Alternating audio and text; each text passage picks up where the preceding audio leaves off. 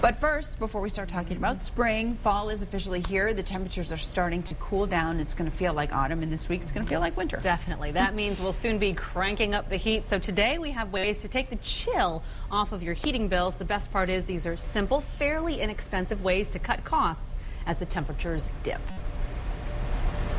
The winter chill hasn't arrived just yet, but when it does, our heating bills are sure to go up. However, there are some things we can do now to save some green. Let's talk to our handyman to the rescue, Wayne Lusto, with some ways to save some money. Good morning, Cheryl. Good morning.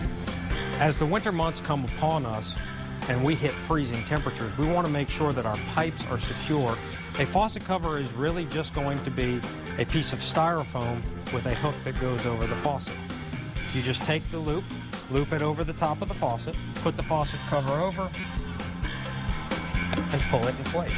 Now what that's going to do is that's going to provide a bit of insulation around the outside of your faucet, which is normally exposed to the elements. There are two different styles, one of which has a plastic cap on it, and these cost about $2, and a piece with just a styrofoam exterior, which costs $1. Good tip, Wayne. All right, so that's a necessity. What's another one? Let's say you're in your garage and you see that you have big gaps between the walls and, say, your garage door. Those gaps cause drafts to be able to come in. This is called great stuff. What this is an expanding foam. You just want to make sure that you're filling it in the area, and it'll adhere to it. Don't let this get on your clothing. It's very difficult to get off of clothing, and once it dries, it's darn near impossible. That doesn't look like we filled it up, does it? We don't want to, because as we commented, this is really an expanding foam. If we can take a look onto the other side, you'll see that we applied the same amount. This is about an hour ago where we applied it, and it's going to pop out and just expand. We want to leave this alone for about 24 hours, let it finally expand to its final amount. Then you'd be amazed. You can just kind of break it off, make it flat, or sand it flush if you'd like. These cans cost about $3.98 or so.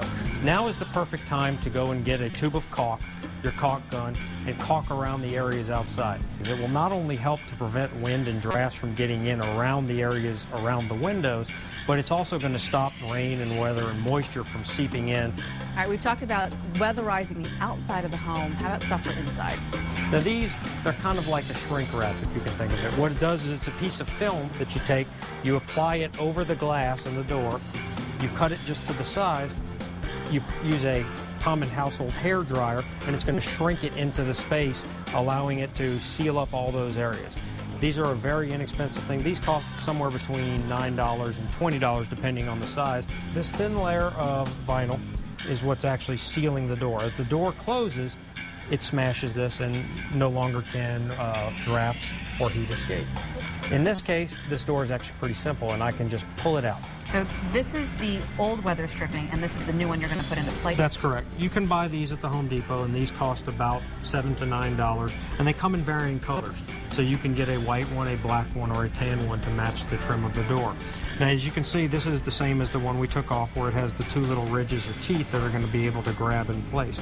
And you can see the channel that we exposed by removing the old. And now we're going to do is just push this back into the channel using our finger.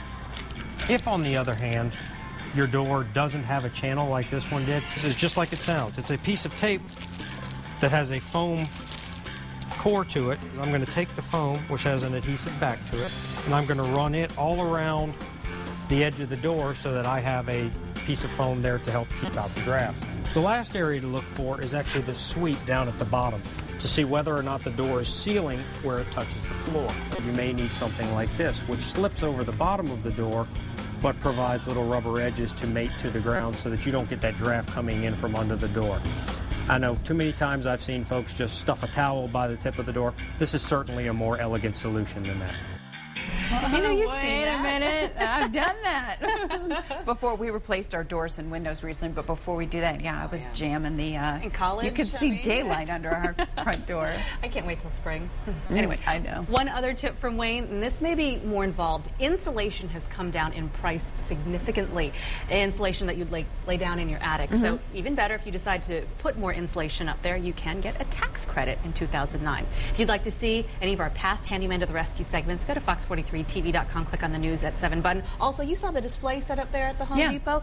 There are plenty of hands needed to make those segments work, so we'd like to thank Andrew Nalavenko and Tommy Powell for their help in putting all of it together for us. I thought that spray foam was really cool. I know.